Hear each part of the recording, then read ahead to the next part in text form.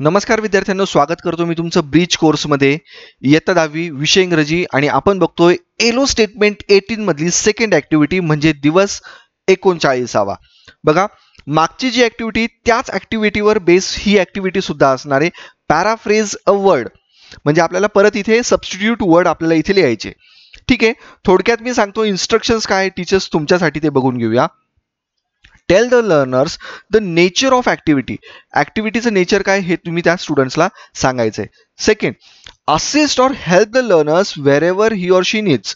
त्यांना जिथे गरज वाटेल तिथे तुम्ही त्यांना मदत करा. Instruction for students. स्टुडंटसाठी काय इन्स्ट्रक्शन्स आहे बघा, सोप्पं एकदम ऍक्टिव्हिटी, त्याच्यामुळे इन्स्ट्रक्शन्स खूप नाही आहे तुमच्यासाठी. Read the passage carefully. व्यवस्थित पॅसेज वाचा. Read the underline word or phrase carefully. जी काही वर्ड्स दिले असेल अंडरलाईन करून तुम्हाला ते व्यवस्थित तुम्ही समजून घ्यायचे. Guess the meaning of words or phrase. Words किंवा फ्रेज ज्या दिल्या असेल त्यांचा मिनिंग मात्र आपल्याला इथे गेस करावा लागतो. आणि fourth, try to state the meaning of word phrase in your own word. आपल्याला आपल्या स्वतःच्या शब्दांमध्ये त्यांचा वर्डचा मिनिंग काय एक्झॅक्टली आणि काय घेऊ शकतो आपण त्याच्याशी सबस्टिट्यूट वर्ड हे आपल्याला ओळखावं लागेल. ओके, आता आपण वळूया आपल्या लर्निंग ऍक्टिव्हिटीकडे. बघा, लर्निंग ऍक्टिव्हिटी 2 त्यांनी ह्याला नाव दिलेलं आहे. ऍक्च्युली याच्या अगोदरचा जो पार्ट होता तो एलो स्टेटमेंट 18चा फर्स्ट पार्ट होता. ही ऍक्टिव्हिटी सेकंड आहे. Paraphrase the synonym.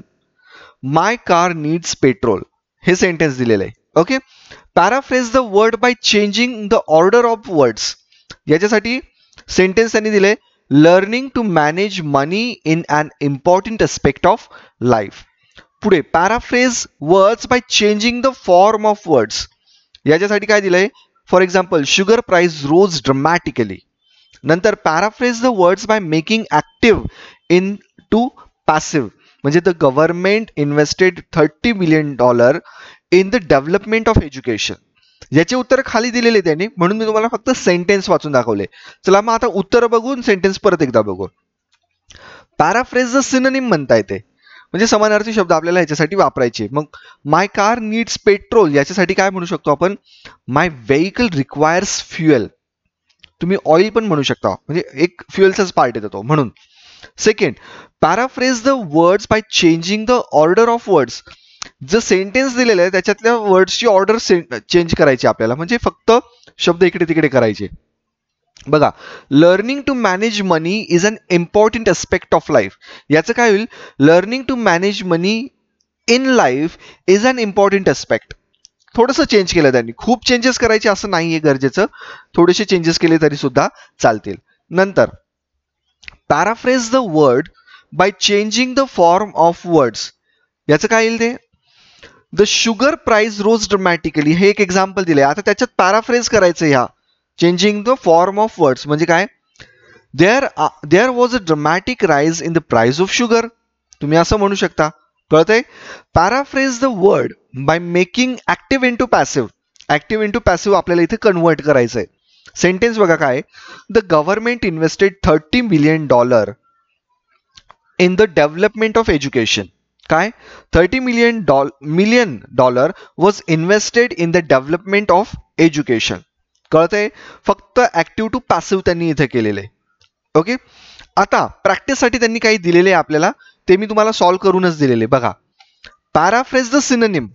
सिनोनिम्स बदलायचे. आता violence crime is on the rise among the teenagers.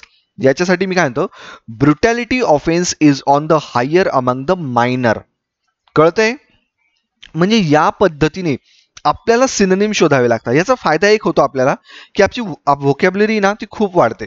Second बघा, paraphrase the words by changing the form of words. वर्ड्सचा फॉर्मच चेंज करून टाकायचा, फक्त वर्ड्स बदलायचे. म्हणजे सिमिलर वर्ड तुम्ही इथे त्याला म्हणू शकता. हॅपी मी म्हणेल ग्लॅड. सक्सेस विक्ट्री मी म्हणू शकतो त्याला. रिअल म्हणजे ऍक्च्युअल. कळतंय. आणि paraphrase the sentence by changing voice.